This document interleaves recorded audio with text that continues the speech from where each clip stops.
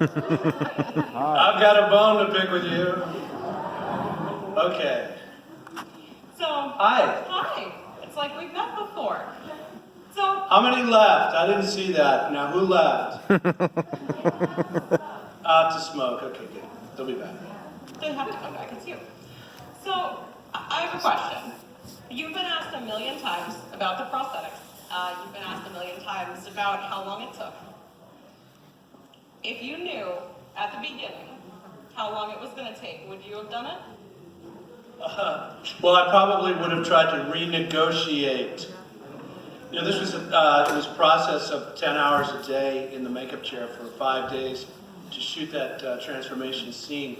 We filmed the entire film, wrapped it, was all done, dismissed everybody except for a very small crew and Rick Baker and his assistants, and then proceeded to do that transformation, which, as they say, took 5 days. I knew what I was getting into because when we started the makeup process, this was back in the fall. I should tell you, the process of this film, it really started at Rick's shop in October of 1980, hard to believe. And we started in England in February of 1981, and the film was released in August of 1981. So really a very fast start to finish process. But when we went to Rick's shop, right after we were cast, Griffin Dunn, of course, had to do a lot of makeup, and myself. John Landis wanted to get right over to Rick Baker's shop, which was pretty, you know, it was like rented garage space, if you can imagine, because years later, of course, Rick had this gigantic building with like 100 employees after his 7 Academy Awards. But this was the first, and when we did that preliminary makeup at his shop, I knew I was in for something, because we were doing molds of my arms and of my head, like 5 times, and feet, and knew that this process was going to be a challenge.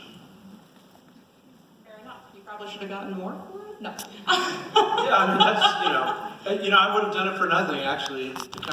It was a role that when I met with John, it was really immediate. This is one of those auditions that you don't have to do a lot. There wasn't a big screen test or things that you hear about. It was really just sitting in his office, talking, chatting, getting a chance to know him, and him getting a chance to know me. I told him I had studied acting in London 5 years prior to this experience, and he gave me the script and said, "Read this and call me tomorrow."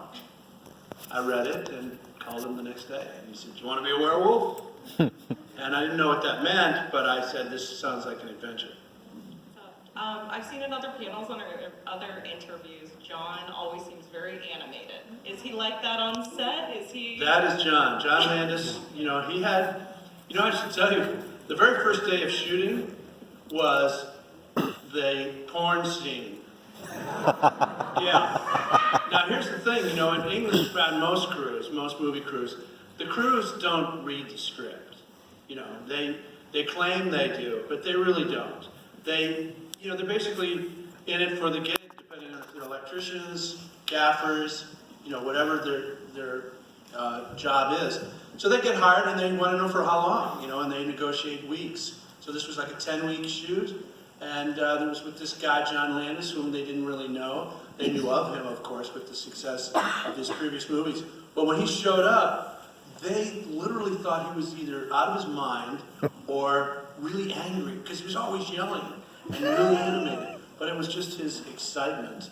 And English people are a little different under pressure and on sets. They're a little more reserved, so they didn't really understand, his whole nature. And so the first day of shooting, it's these porn stars. These are actors. He had an audition for those roles, and if you can imagine, they showed up the first day of shooting, and that's the scene. So half the crew was going to quit, going, "We're not going to be a part of this kind of movie." So they were ready to walk off the set. And they were, no, this is just the movie within the movie. It's going to play while this other scene is playing. This is just, one little scene. And so then they said, "We got to read this one." So I guess they hadn't seen how much you were naked in the movie at that point. None of us had. No, it was quite an experience. In fact, to this day, I continue to look for scripts with nudity.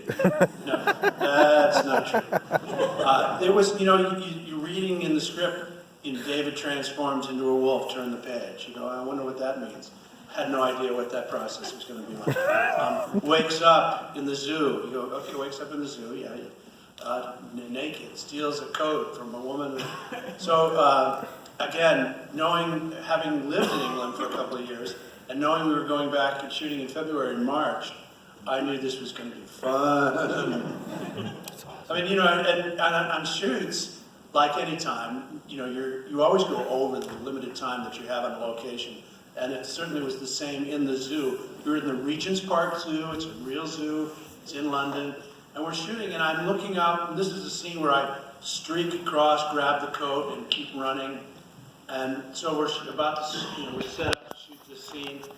And I look over, I go, why do we have extras over here in the background? And they go, oh, those aren't extras. The zoo's open. You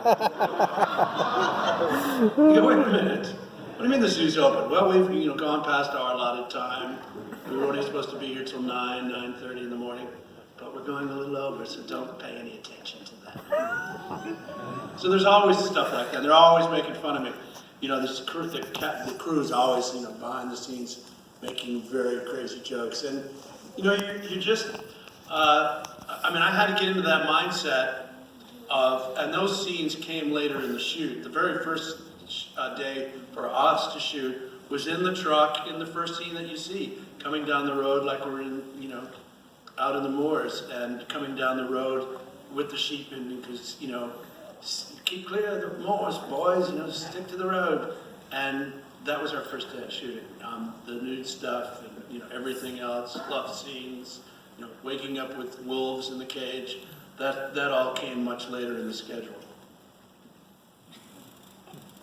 So, are we going to continue in that line, or are we going to move on? I mean, that's really up to you. This can be your show. Hey, okay. Anyway, we're going to get to some questions, too. I hope some of you have interesting questions. And then I'll tell you the silliest question I've ever been asked, which I always find very funny. No, I might know that one already.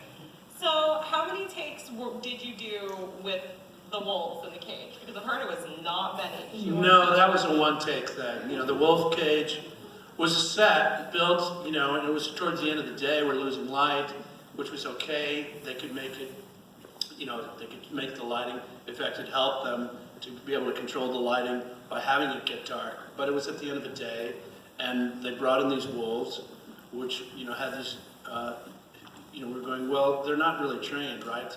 No, you can't train wolves. No, is that so? So they go, but they've been fed. Okay, well, isn't that exciting to know? And very helpful. And so they're saying, no quick movements, no loud noises, you'll be fine. Well, the scene calls for, waking up, seeing them, and getting the hell out of there as quickly as you can. So I was saying, this is a one-off, fellas. Let's make sure you get it, because I didn't want to, you can't read a wolf. The wolf looks at you, and it just, it's not wagging its tail. It doesn't have its ears back or anything like that. It just looks at you in this kind of moon look, and you just don't know what it's going to do. So that was my one take. But John Landis, by the way, is like that. He's so confident in seeing what was going on, from behind the camera, that he would often do one take and say, we got it, let's go. And we'd say, well, wait a second, I feel like, could we do a couple more takes? Well, okay, but I think I got what I need. And that really came into play with Rick Baker and his makeup. Now, Rick, imagine now, he's been working on this stuff for months, literally, from October, and they get the stuff over to England, and now we're on a set, and the arm is supposed to stretch, and he's done it in the shop, but we're not really sure what it's going to look like on film, of course, and what it's going to look like on the day on the set. So there'd be different times during the course of that transformation where it looks like the head's snout shoots out. Well, that's a mechanical head, a mechanical device, and on action, boom, the snout shoots forward. And John goes, cut, we got it. And Rick would go, whoa, wait a minute. You know, that took me, 4 months to make. You can't just, we got it. He goes, well, what else does it do? I said, well, that's pretty much what it's designed to do. We got it. I mean, John would just, upset him because he knew he would shoot it from a couple of different angles, 2 or 3 takes, so the wolf's, snout shooting forward, done, move on. And then I'd go back and I'd be in the process of a makeup, the arm stretching, couple takes, got it, let's go. So it was, it wasn't uncommon that we would do very few takes, but with the wolves particularly, one take. So we obviously know that American Werewolf has endured for 40 years. 40 glorious years. Yeah, it's kind of mind-boggling to think.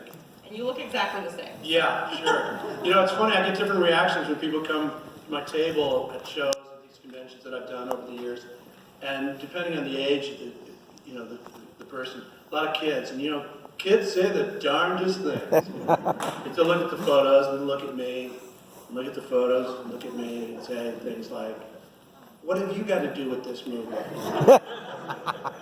Or, are you in this? Yeah, that's me. That's me a long time ago. And I go, well, have you seen this movie? And many times kids say, yeah, my dad showed me this movie. I go, you know what rated R means? You know what? Well, it means children under 17. And they'd say, well, I said, how old were you when you saw it? 8. I mean, how many here saw the movie when you were 12 or younger? I said, now look around. These are the parents we need to talk to. Nobody tell them about my daughter. Yeah, and a lot of times younger kids would say, no, I wasn't scared. I go, wait a second, what does that tell you about what are they watching that movie didn't scare them? Anyway, enough of my editorializing. Do you have another question? I have a couple, yeah. Okay. Good time. I was going to ask why you think that the film has endured this long, if it is, obviously we know the effects were amazing and won the Academy Award, but it is a tight script and everything like that, and I was just curious your opinion is on why this is something that continues to be shown, and why this is something that we do continue to show to our kids. It's not the ones that are... I don't know. No, I think, for one thing, horror as a genre has the most loyal fans of any genre in a movie. And it's true. Keep yourselves in. Because for one thing, you're so knowledgeable about horror films. When new ones come out, you see them, you purchase them, you get the DVDs. Extremely loyal. In fact, executives are more willing to give the green light to films that are horror-driven than other types of movies when you're trying to get financing. It's just because they know there's an audience out there that will find it, and will be very loyal and like to buy things in the merchandising with these, particularly. So that's from a business standpoint. From the creative standpoint, yes, Rick Baker made an unbelievable and set the bar very high for practical makeup. That was the thing that was the only thing. It was really the only game in town was practical makeup. And there were other guys doing it as well. Rob Bottin from The Howling and Rick worked together. Rick was working on The Howling before John found out about it, John Landis, and said, "Cook, you said you'd do my film." And he said, "Well, I'm just waiting for you to get the money." And Landis says, "I've got the money." So that was, these are the guys that were making all these effects that were so new and state of the art. And so that sets the bar very high. And when people think about makeup and then CGI came along, and it was in the hands of people that were still experimenting, I think, with it or something. Because you know as well as I do, a lot of times it just doesn't work, or it's overdone, overused. I know for a fact that directors don't always get, that's all done in post-production.